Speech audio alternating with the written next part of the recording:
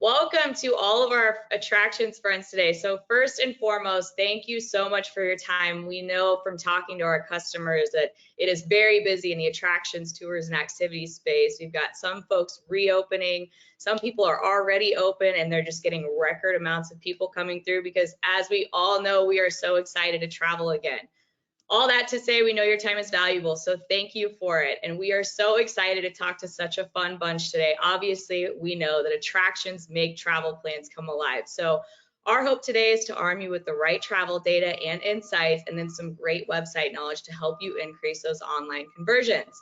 My name is Christy Jobman. I'm a marketing manager at Sojern, and I'm coming to you live from Dallas, Texas. And if you've been here before, you know that we are stacked with attractions that I spend far too much money on. So I'm excited to talk to you. I'm looking forward to hosting you over the next hour.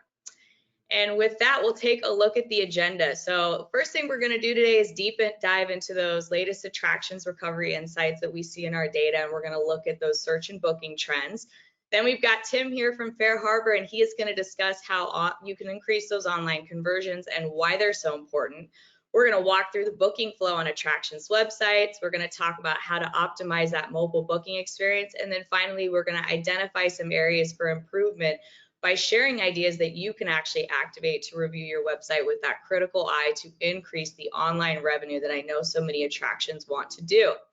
And finally, we will round it out with a Q&A, but this is not just any old Q&A today, folks, because we have Stu Card joining us, and he is the co-founder of a successful food tour called Savannah Taste Experience. And they also work with both FareHarbor and Sojern.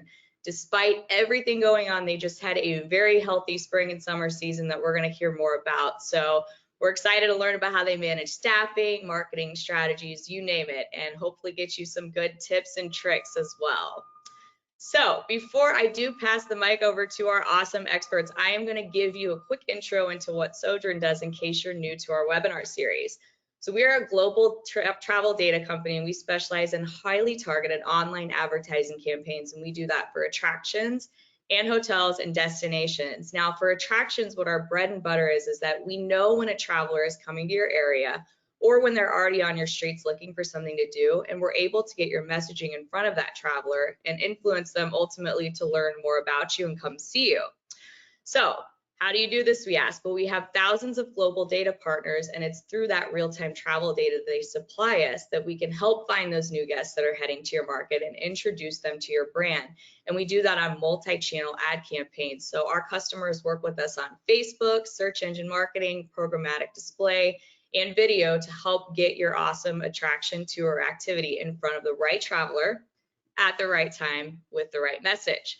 Now, the reason that we have our guest star from FareHarbor on today is twofold. One, we love our partnership with them and they do great work. And the second piece is that 52% of experience bookings are happening before a traveler arrives at their destination. Now, this stat actually comes from a Google survey that was done prior to the pandemic. So with the shift to safety first and a lot of attractions requiring those tickets to be purchased beforehand online, this number just continues to go up. So simply put, well over half of the travelers or locals that are on those staycations looking for Saturday activities that intend to come to your attraction are booking their tickets beforehand. And if your experience is not pleasant on your website to make that booking, you're losing that opportunity to win that customer. So Tim is going to give us all the tips and tricks to ensure that does not happen to you.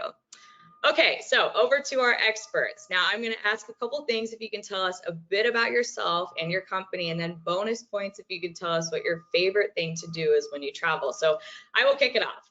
When I travel, my first mission is always to get by the water. So you're going to find me at a water park, a lake, an ocean, a big pool, you name it. And I know that Stu actually just got back from Croatia, so he's probably got this really fresh in his mind right now. So I will pass it over to you to learn a bit about Savannah Taste Experience.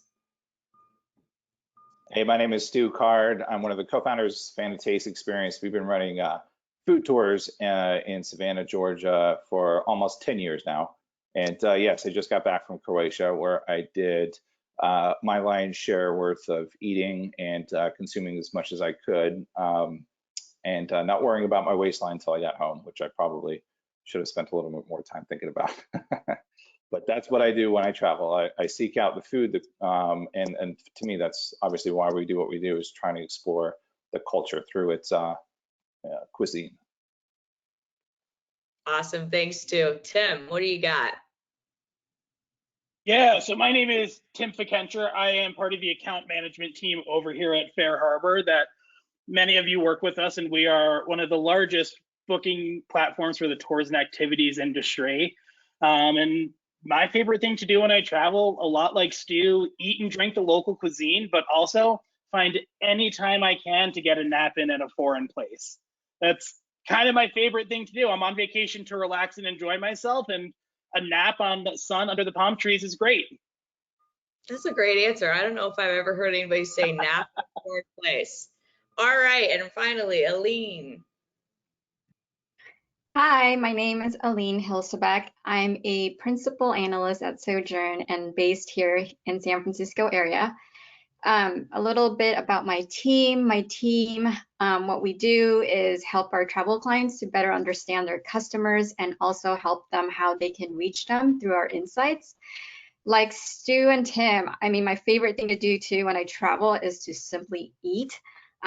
Even though I'm very small, if you ever meet me in person, I love to eat. But you know, at anytime I'm in Savannah, I'll make sure to join Stu's Food Company and check it out.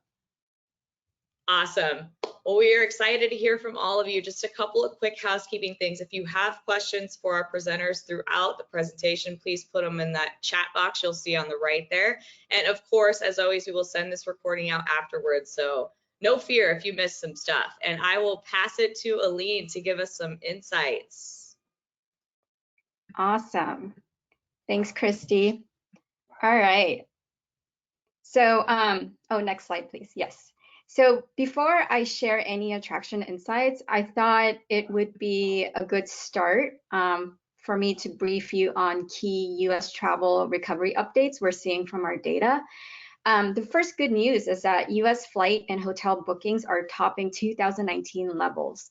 I really feel it's impressive for flights because it's predominantly driven by domestic leisure travel when international travel to US is still very much limited.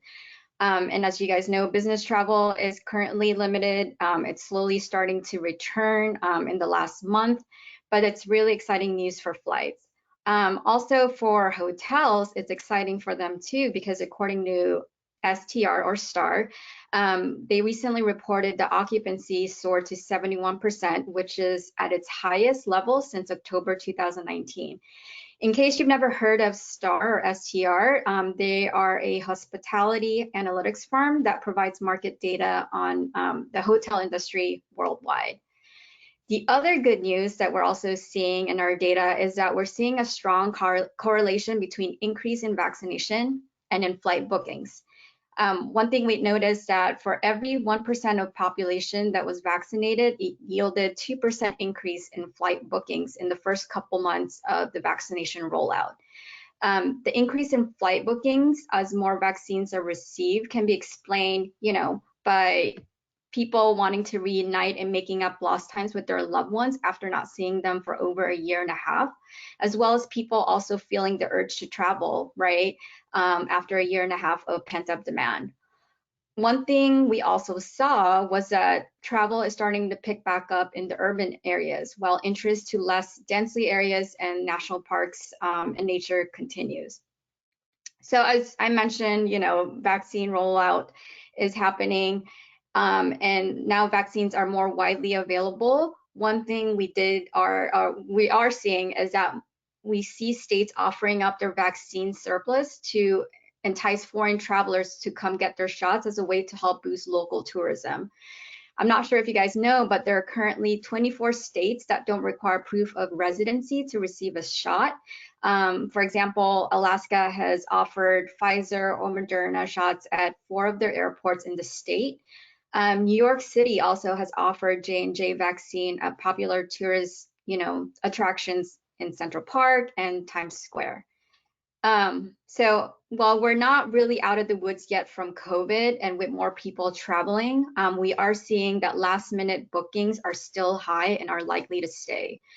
We are also seeing gradual increase of travelers planning no more than 3 months in advance, which is an indication that travelers are feeling cautiously comfortable to plan a little more in advance with more flexible booking options. Next slide, please.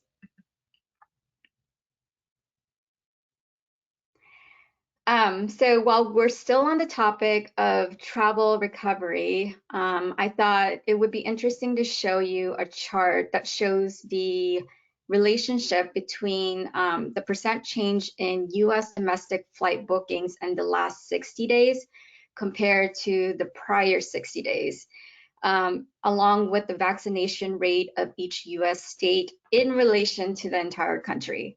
As you're seeing here, as a result of all these variables being compared to each other, you see the chart broken up into 4 distinctive quadrants. You got the upper right quadrant showing the fastest growing states in flight bookings that are above the national vaccination rate. You have the lower right quadrant showing the fastest growing states in flight bookings that are below the national vaccination rate. And then you got your upper left quadrant showing slower growing states in flight bookings that are above the national vaccination rate. And then the lower left quadrant showing you the slower growing states in flight bookings that are below the national vaccination rate. But there are 2 main takeaways from this chart that I want to share with you. Is number 1, what we're observing is that the fastest growing in flight bookings tend to be on states that have vaccination rates above the national average, as seen, in the cluster in the upper right corner. You got New Mexico as a high vaccinated rate that is leading the pack because of its recent reopening on July 4th weekend. You can also see California being part of the fastest growing cluster that is above the national rate because of its reopening in June. And then the second takeaway is states like Hawaii, Arizona, Florida, and Texas that have been open for quite some time are slowing down, which can be seen on the upper left quadrant. They're slowing down as other states like New Mexico and California are driving travelers to their destinations when they reopen. Next slide. And then on the flip side, when we're looking at US outbound international travel, here's the same chart as in the previous slide, showing the relationship between the percent change in US outbound travel flight in the last 60 days compared to the prior 60 days, and the vaccination rate of each country in relation to US national vax rate. What this chart is showing is that in contrast to the previous slide, right, US travelers tend to travel to countries that are likely to welcome them rather than picking destinations that have high vaccinated rates. This is why you're seeing the highest growth in many European countries, is because they have recently reopened their borders to US travelers without requiring an additional length of stay to self-isolate. For US travelers to enter into these European countries, all they have to do is either show proof of vaccination without having to quarantine and or taking negative COVID tests before and or after arrival without having to self-isolate. Just recently, Canada, I'm not sure you guys heard, but Canada announced a couple of weeks back that they are allowing fully vaccinated US travelers without having to quarantine starting this month. And last week, UK and Saudi Arabia also announced they will be opening up their borders this week to fully vaccinated US travelers without having to self-isolate. But interesting enough, we're seeing the same pattern as in the previous slide that shows as more new markets reopen to US travelers, more markets that have been open up for some time, right, like Croatia, Mexico, and Portugal are starting to slow down. Next slide, please. So now we're shifting our insights here to attractions. Similar to what Christy is saying, is that we're seeing a high rate of attraction customers visiting attraction sites way before their trip. Here's a chart that shows the percent of travelers visiting your attraction site prior to their trip. Again, depending on the attraction type, it varies how many travelers start searching on the site prior to departure. What we've seen is over half or close to half of travelers are visiting these attraction sites before they leave for their trip. Since we're still not out of the woods yet with COVID, not only does booking online and making reservations ahead of time are still required, but rules are constantly changing. Exactly what Christy just said, whether you should prepare to mask up or be required to show some proof of vaccination upon arrival, which would explain why your visitors might also be visiting your site before they depart, so they know what is expected of them. From this chart, we're seeing that amusement and theme parks have the highest share of their visitors coming to their sites, followed by theaters and concerts. So if you recall, majority of travelers are booking at the last minute, but at the same time, we're gradually seeing more travelers planning and booking ahead. And this is where Sojern can help attractions, right? Is by getting in front of their customers as they plan for their trip. Next slide. On this chart, so what I'm showing here is that we looked at search intent across over 150 of our attraction partners in 5 distinct regions in the US. You can see the list of states broken out in their respective region next to the chart, but what we did was we grouped over 150 attractions into these 9 categories. You got amusement and theme parks and water parks. You also have food and drink tours. This includes brewery, food, and winery tours. You also have fun and games, which can consist of fun indoor games, arcades, or any type of entertainment. You also have museums, sites and landmarks, theaters, theaters, shows and concerts, and then tour activities that could make up aerial, water, or any land tour operators. And then lastly, zoos and aquariums. But based on this chart, what I want to show you is that the percent change in search volume for these attractions from January 2021 to end of July, broken out by week, what we're seeing is that attraction searches are on the rise as it heads towards the middle of summer, which is now. But we are also looking at the percent change in search volume over time by attraction in these different regions so that we can also compare which of the regions in the US are growing the fastest for attractions. So there are 3 takeaways I really want you to glean from this chart is number 1, you got Southwest, which includes California, is growing the fastest right now compared to other regions.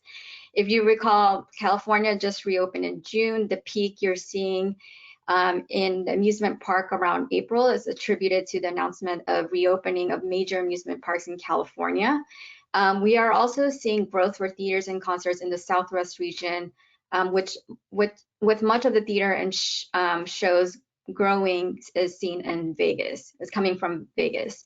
And then number 2, in the Northeast, which includes New York, we're seeing an uptick in attraction searches and tours.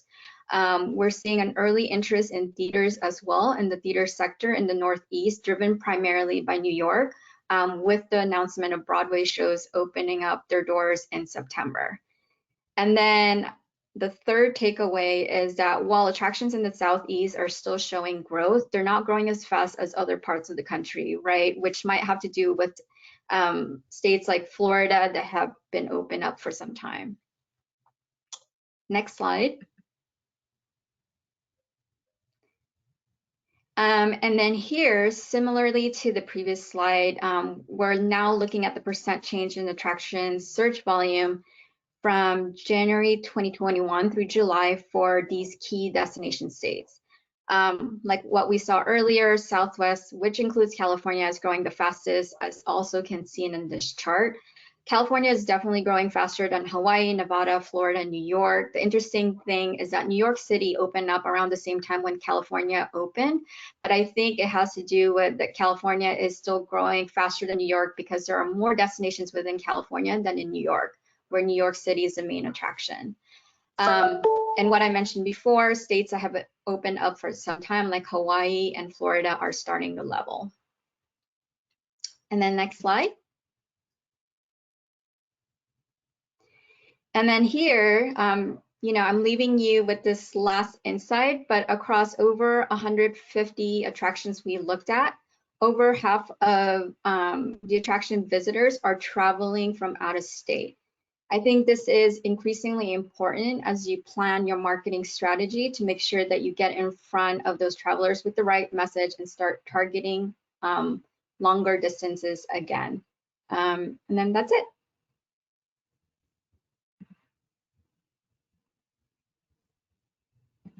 Awesome. Thank you so much, Aline, for those great insights. I want to drive this point home. I think we've seen a lot recently that attractions and hotels are pretty focused on looking at those drive markets and even folks that are staying in town on their trips. But it is clear from the data that we're seeing it's time to start looking at those longer distances again, because people are coming from other states and they're excited to travel farther. And I think this is a perfect segue for Tim, because so you've targeted the right travelers, they're interested to come see you, they're on your website to learn more. Now, how do you ensure that you convert these travelers when they're on your site? You don't want to lose them, right? So with that, I'm going to send it over to Tim so he can tell us how to keep those travelers and get them engaged and converting.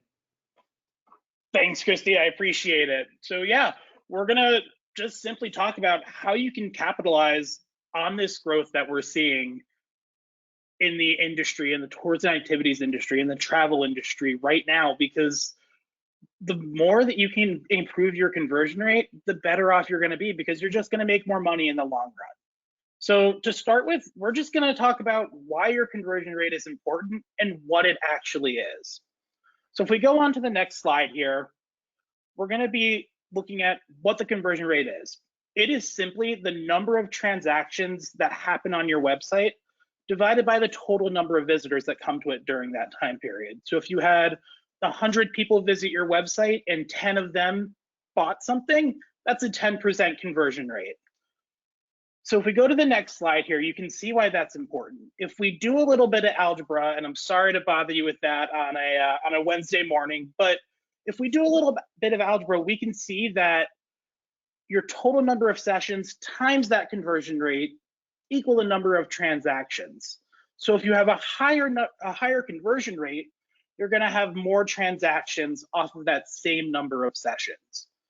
So if you had 100 people come in again and 20 of them made a purchase instead of 10, you've got a 20% conversion rate, which is huge. So here we've got a case study to explain this a little bit further. This is one of our FareHarbor clients, and here we're looking at their Google Analytics traffic data from the beginning of May through the beginning of August year over year.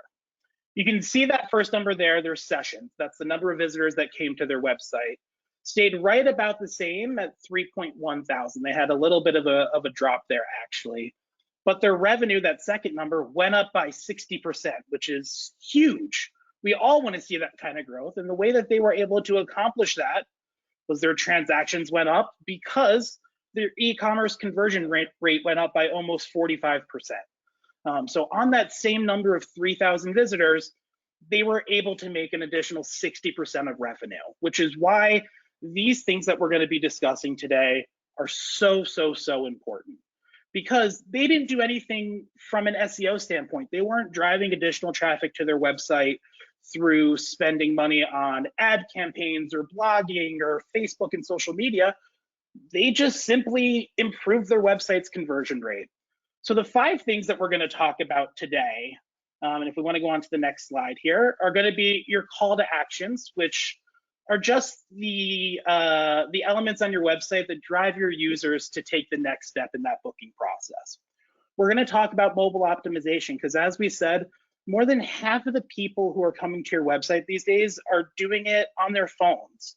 So we want to make sure that when they get to the website, that they've got a good experience on it.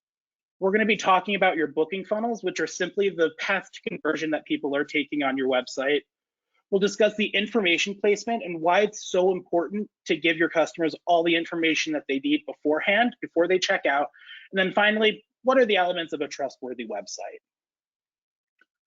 So before we do any of this, before you start diving in and taking a look at your website and hopefully implementing some of the tricks that we'll be discussing here in a little bit, you need to put yourself into the customer's shoes. And this is something that I always do every single time I take a look at a customer's website, whether I'm looking at it from an SEO standpoint, whether Google Analytics, whether I'm just trying to find some way that they can improve. You have to put yourself into the customer's shoes, because without that context, none of this data actually makes sense. There's no story behind it. Some questions to ask yourself to get into that mindset. Would you book this item online? You know, is it easier just to call in with your questions or to even make that booking instead of going through the process online? Can you decide which activity is best for me? If you have 4 or 5 different tours, can you figure out which one's going to be the best for you? And then finally, do you have all the information to book? So when you get to that checkout process, do you have all of the information that you need to confidently enter your credit card information and hit buy? We call this setup the path to conversion. And the path to conversion has 3 simple parts to it. The first part here is going to be the discovery process. This is when your customers are figuring out what they want to do. Is this going to be important to them? What does your company do? And ultimately, why they should buy it. So they're trying to figure out what are they interested in and how are they going to book it. And in this step, you should be asking yourself, how can I get customers hooked on this product? The second step, qualification. This is when customers are comparing companies to each other and trying to figure out what that booking process is going to look like for them. They're trying to ask themselves, how much is it going to cost? Am I going to be able to fit this into my vacation? Is this something that we can actually afford? And they're asking themselves more of these qualitative questions. So you should be asking yourself, how can I keep my customer invested in this step and not send them down to my competitor down the road? And then finally, your customer is going to get to that conversion process. And this is when they make that final decision to enter their credit card information and hit buy. And what you want to be asking yourself in this step is, how can I make it easy for my customers to book? And do they have all of the information that they need to make that purchase? So now that we've got all of that context here, let's talk about those elements. So we'll start with call to actions. Your call to actions are quite simply the elements on your website designed to prompt the user to take an action. The best call to actions include button or links like learn more, contact us, choose my cruise, select an activity. All of these elements that you see on a website that prompt a user to take an action. And what's great about everything that you've seen so far is that they're eye-catching. They're a bright color and they draw your eye to them. You know, the animation that we have here helps with that, but truly these stand out on your website, and that's exactly what we want them to do. So the next slide here, how to create that visible call to action. Well, the first thing, it should be on the page right when it loads. That button needs to stand out, and your customers need to know where it lives. So that way, when they're ready to go ahead and make the purchase, they know where to find that button and know how to move forward through the process. And then that call to action should pass the squint test, which just means that it stands out against the rest of your website. If you look there at that image below, we've got that yellow Book Now button that stands out wonderfully against the red, blue, and white of the background. It's a different color, which means that your eye is going to be drawn to it and you're going to remember the placement of it. Some other things to keep in mind while designing these Book Now buttons is the text that you put on it. You need to make sure that those buttons make sense and that you are accurately describing what's going to happen when the customer clicks it. Your customer doesn't want to click on a button that either doesn't have text on it or that they don't know what's going to happen to it. So you want to make sure that it's very accurately describing what's going to happen. And in this situation where you have more than one Book Now button on a page, the one that is most important, that ultimate action that you're trying to get the customers to take, is the one that should stand out the most. If you look here at that image on the right-hand side, we've got a few different Book Now buttons. The top 2 for the hiking and the rafting, that's these companies' most popular attractions. So we want customers to book them. And the things below, the winter activities, city tours, and rentals, there are things that the company offers, but maybe they're out of season. Maybe you're just trying to provide some more information, or maybe they're not your biggest money makers and you don't have the same profit margins off of them. So those Book Now buttons below them, they'll learn more. By setting your pages up this way and having 2 different setups to your Book Now buttons, you can truly drive your customers to take the action that you want them to take. Now, how do we talk about this whole process? This is going to be through the booking funnel. And your booking funnels are simply the pathway that your customer is going to take to purchase an activity.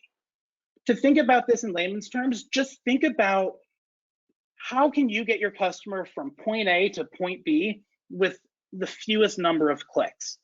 This image below us is such a fantastic example. You imagine a customer landing on your homepage and they're ready to book a tour.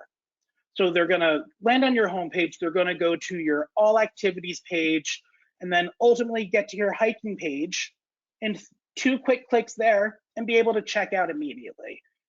We'll talk about this in a minute, but all of that information is clearly laid out, and it's very clear what the next step is to get through the process. So if we move on to the next slide now, how to create an effective booking funnel. One of the easiest things that you can do is to feature your most popular item or items right on the homepage. This gives the customer exactly what they're looking for, and it allows you to focus their attention on what you're gonna make the most money off of. I love this setup below because the Rocky Mountain Season Pass is this company's biggest seller. They put it right on the top that this is their most popular item. They've got that red Book Now button that stands out from everything else, that draws your eye into it so that a customer knows where to book. They've got the price right there. And then they also show that detail about the discount that they're offering if somebody books before the 30th. So add this to your website right on the homepage. It should be very close to the top. It's the item that your customers are going to be purchasing, and we want them to have that fastest path possible to get through there. Couple other things to consider when discussing booking funnels. Consider segmentation if you have more than 6, 7, or 8 items on your website. This is going to help your customers get through their booking flow in a much more direct manner. It's going to create that logical flow of questions that customers need to ask themselves as they're moving through your website.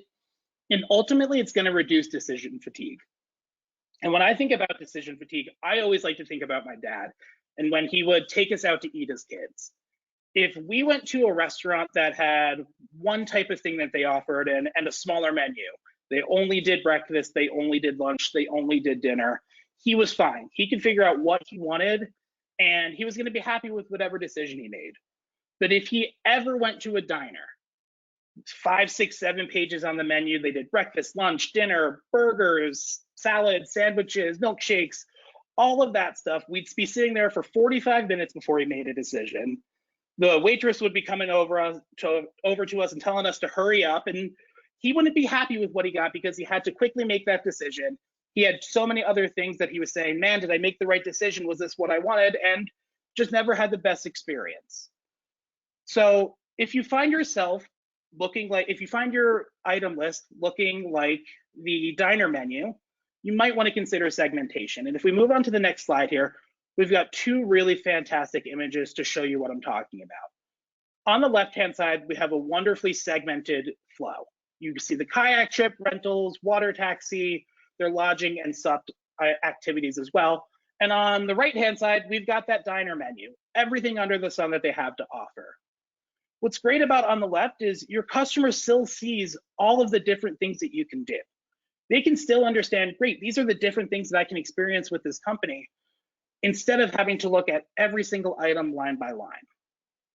So if we move on to the next slide, the questions that you want to ask yourself if you're trying to segment your site: do you offer services at different locations? Well, then you should be segmenting your site by the location, maybe the north side of the city, south side of the city. Do you have different age restrictions for your activities? Family friendly, adults only, children only. That's going to be your best way to segment. Different categories, so rentals, tours, guided tours, private charters, all of those different types of things. Well, then you would want to segment by that category of activities. And then finally, if you have different capacities, so one of your boat holds up to 8 people, another one to 10, 12, that's going to want to be how you segment your site. And you'll know what your customers want to see your site segmented by, because these are the questions that they're calling in and asking you. You as a business owner have all of that information, so it's just understanding it and then setting up your site in that manner. So let's now talk about information placement and why it's so important. Your content placement is so huge because users tend to exit the page if they don't get the information that they're looking for within the first few rows. If somebody has to scroll down, if they have to flick that screen on their phone, they're not gonna find what they're looking for. They're moving quickly and they just want to have it right off the bat. So first impressions matter.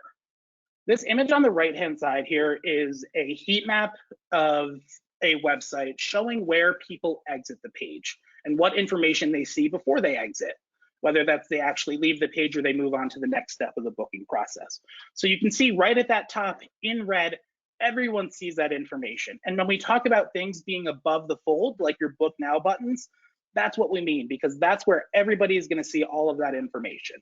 And then the further down we get, you move into those cooler colors, the oranges, greens, and even purple down at the end, much less people are seeing that information. So that's why you put it down further. Pro tip, if you have any promotions or special offerings that you're trying to send out, feature those above the fold near that first book now button, either in the header row or somewhere like that, just to make sure that everybody's seeing it. Now let's talk about this in the context outside of the homepage and providing customers with that need to know information that they need to have to complete their purchase. You want to include keywords about your services and the location in the header right off the bat so people know where it's going to take place. And then you also need to make sure you're including information vital to booking. So things like the prices, the age ranges, duration, meeting location, start times or end times. These are the things that a customer needs to know before they actually are ready to enter into that checkout process. So we want to make sure that we're including it right off the bat where everyone's going to see it. While we're on the topic of information placement, I want to talk to you about the importance of images. Whenever I have clients come to me and ask me, Tim, how can I improve my website? How can I get more people here? The first thing I tell them is get some great images. Those captivating images are going to create immediate interest and excitement for your tours, for your business. So they are really going to be able to show what the experience that a customer is going to have. They should be personal. Nobody wants to see a stock image on your website. And ultimately, if somebody's expecting that they're going to be able to hang off the side of a boat like they are in that third picture, and they get there on the day of and they can't recreate that picture, that's going to lead them to have a negative experience. So we want to avoid that, and we want to make sure that we're setting correct expectations for customers before they show up. We're going to quickly talk about mobile optimization here. We've been saying it this entire presentation. People are booking on their phones. About 66% of all travelers are searching for activities on their mobile devices, and then about 57% of all bookings are coming from mobile devices. So that's huge. Not only people are doing their research on their phones, but they're also completely checking out. So we're very much so moving away from the process of being on your computer or doing your research on your phone and then opening up your computer to completely check out. Everything's taking place right on their phones and in much shorter time right now. So this is why it's so important. And at the end of the day, the things and best practices that we're talking about for your desktop site are gonna be the same for mobile devices. You wanna make sure that book buttons are visible and above the fold. You wanna make sure that information is given to customers right at the top. You wanna make sure that their booking paths make sense and there's an intelligent flow from step A to step B to step C.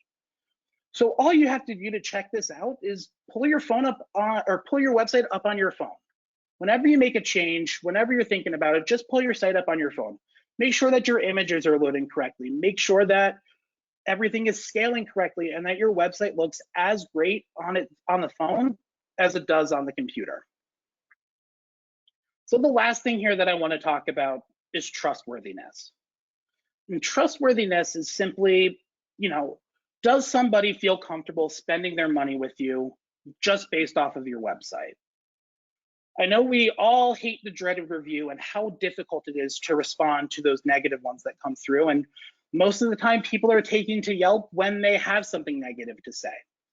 But it's so important to be cognizant of that and really helping drive your customers who had a positive experience to leave those reviews as well. 91% of 18 to 34-year-olds, so millennials, trust online reviews as much as they trust personal recommendations. So that stranger who's online leaving this review, they're trusting as much as their best friend that they've known for 30 years. And 90% of customers who recall reading online reviews claim that positive reviews influence their decisions. So we want to make sure that we're pushing customers who have a good experience to leave those reviews, because it's going to be so important for building the trustworthiness on your site. And here below is a great way that you can feature them on your website, just a simple text box that links back to the actual review on the review platform. So we move on to the next page here. We're talking about Us and Contact Us pages. About Us pages are so important because they help facilitate the relationship between you as a business owner and your brand and your prospective customers without having to pick up the phone. So you want to have a compelling story. You want to have good images, all of those wonderful things that we've talked about and that make your business unique from Joe Schmoes down the street. Include that on your About Us page because that's the information that people want to know. And then you also want to make sure that you include a separate Contact Us page where customers know how to get in contact with you. This is where your phone number, email address, maybe a contact form should live. Customers want to have an idea that there's somebody real on the other side of the website who's going to be able to help them if needed. So just make sure that you're including those two pages. And then finally, the last thing to discuss here are going to be your SSL certificates. This is what gives you that little lock. Sometimes it shows up as green on the left-hand side of your URL bar. It is so important to make sure that's there because a lot of browsers are even prompting people to go away from your website if you don't have your SSL certificate and it's not up to date. You're going to make sure you'll know it's there if you see that lock and you have HTTPS in front of your URL. And if it's not there, reach out to your DNS provider because they'll be able to assist you with that. So GoDaddy.com, one-on-one, somewhere like that. Whoever you bought your domain from is gonna be who holds that SSL certificate. So to wrap up everything that we just covered today, I want to give you just a few steps that you can take to make sure that your website is going to convert well. The first one, make sure your call to actions are easy to find and navigate.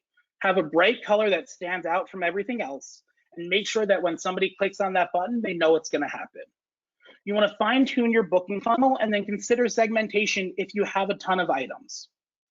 Include that need to know information at the top of your activity pages so that way customers know what they are getting into before they click on the button to make their purchase.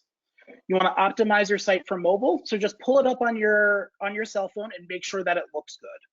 And then finally, make sure your website is SSL certified and add customer reviews to increase the trustworthiness of your website. Two quick things if you're on FareHarbor, talk to us account managers if you want to get started with the FareHarbor website. And then you can always check out compass.fareharbor.com for more tips and tricks for optimizing your website.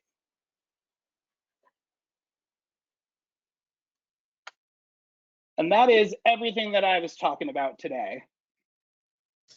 Awesome. Thank you so much, Tim. We have a lot to unpack here and plenty of questions coming in. If you do want to download our guide for some extra insight on how to activate digital marketing for attractions and tours, the link can be found there and we will send it in the follow-up. But I do want to give Tim a quick break. We'll bring Stu on. Tim, stick around though, because we might have some questions for you too.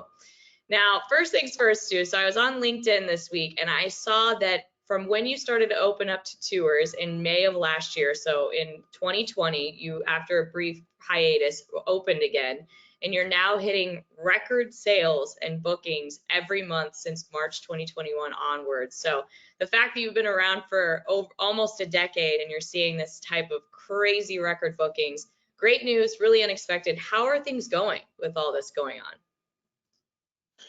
The reality is there are also challenges with seeing numbers like that. The nice thing, and we've always used Sojern to help us use that information, not just for sales, but also for planning purposes and, you know, what to expect a month from now, 2 months from now. We started seeing a huge boost in number of visitors looking for places to go in Savannah, hotel pickups, airline pickups in March. And we immediately started hiring guides. The real issue was keeping up with that demand right off the bat. And that was for a number of different reasons. Obviously, the training process for a guide and for a business that is as involved as any attraction can be is the training process. It takes a while to get people up to speed. So once you start seeing the uptick in hotel bookings that are now 2-3 weeks out and they're showing numbers beyond what you were expecting, it's time to hire and train right now because you're going to miss out on those things. But also because of where we are still with the pandemic issues, you know, there are still so many challenges that the restaurants face. The food and beverage industry is not recovering the same way that the tourism industry is. And while yes, there are a number of people that are still going out and wanting to eat at those restaurants, they are still having a really hard time staffing them. And so the real issue for us right away that we noticed was that we were going to overwhelm the restaurants, and they were going to cut us off essentially because they couldn't handle anything other than the surge of people that are coming through their door that they don't have the staff to handle anyway. So adding in food tours, for example, adding in 12 guests at a time coming in multiple times a day for 20 minutes was going to overwhelm them. So we had to redesign our tastings. So we had to redesign our tours so that we were simplifying things, making it easier for them. Oftentimes, especially at the early days of the pandemic when vaccines weren't readily available yet, this is going back to March of this year when we started seeing that uptick, every one of our tours were still outside. We would still take our tours outside or in restaurants that were closed down to the public so that we didn't have to have that worry of the pandemic. But as things grew, as more and more people got vaccinated, obviously the tourism peaked and we saw a huge boom. Our best month ever was in April of 2019.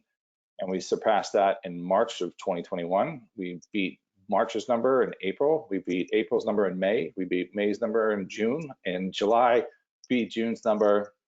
And if we look back at our best July ever, we almost doubled what we did in 2019. And the only way we could have handled that was increasing the number of guides and, in fact, increasing the number of tour activities that we offered.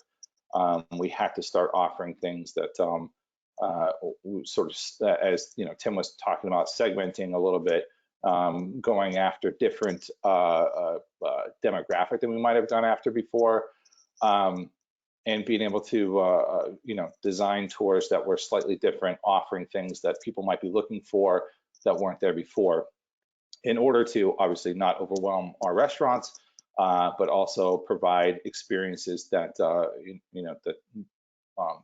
that people were looking for that perhaps they weren't looking for before.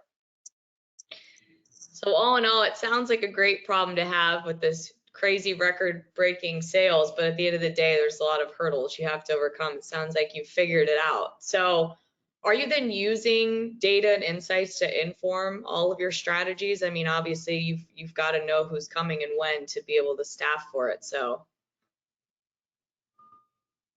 yeah, I mean, we've always done that. We've always used data.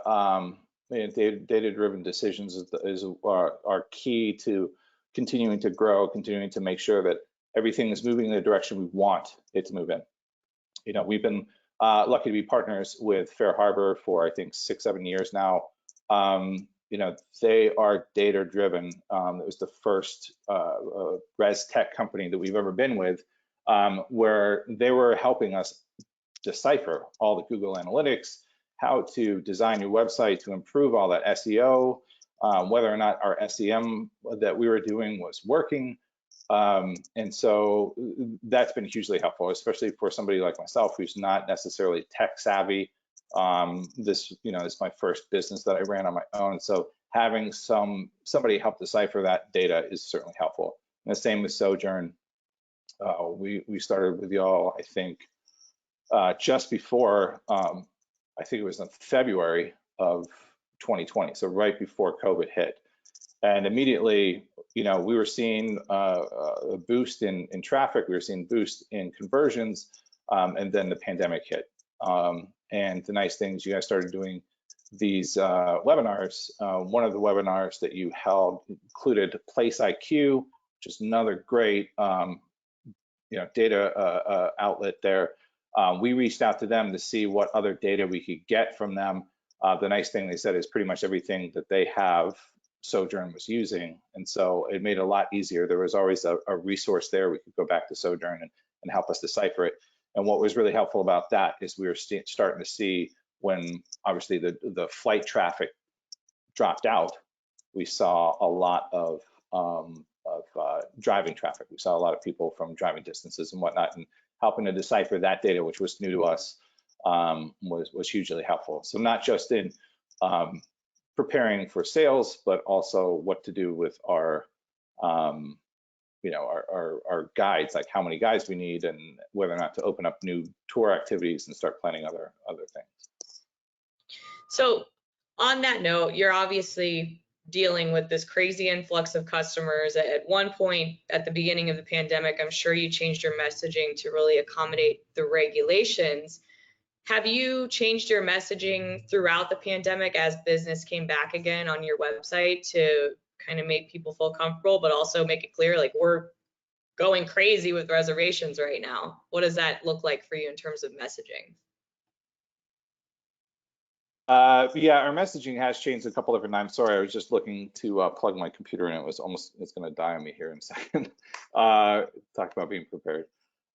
Yeah, we've changed our messaging a couple different times. Early on in the pandemic, it was an issue of trying to make sure people were comfortable.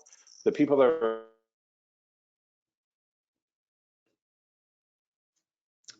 Looks like his computer might have died.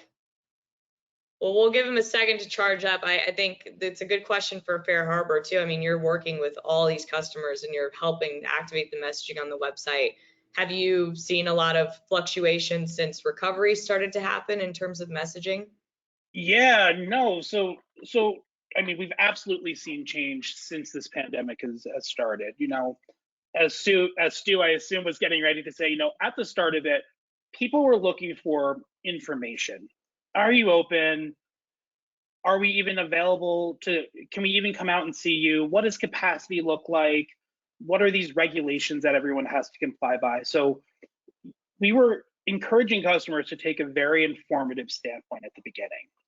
As we started moving towards this reopening phase, we had to shift that messaging. So we wanted people to say, yes, we're open, and be very cognizant of the pandemic that's happening, but also trying to drive that excitement.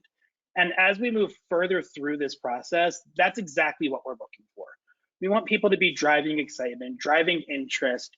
You know, the pandemic information, while it is still so important and relevant, shouldn't be first and foremost on your website. People are still interested in those people who are looking to understand how you're going to keep them safe and what practices you're using for. They're still going to look for that. So have that as a tab on your website, have it in your navigation bar. But the main messaging now should be, yes, we're open, yes, we're recovered, and yes, we're trying to move past this. Great. And I think, Stu, we caught a bit of it, but how are you kind of changing messaging as we get into sort of a recovery mode in the attraction space? Yeah, thanks, and sorry about that. Yeah, Tim is exactly right. Our transition from messaging was initially trying to let everybody know that we're safe and that we can do things differently than everywhere else. And that's, again, going back to May of 2020 when we opened back up. But that has transitioned quite a lot, especially since January with you know, the number of vaccines getting out there. It's just changed to, we're open. You know, we're open and we're still doing everything we can. You know, we are struggling, I think, at the moment to try to control expectations. So we've changed a little bit of our messaging, especially on the follow-up emails, not at the purchasing process, but in the follow-up emails, the confirmation emails or whatever, and letting them know, like, hey, the restaurants are still struggling to keep staffed.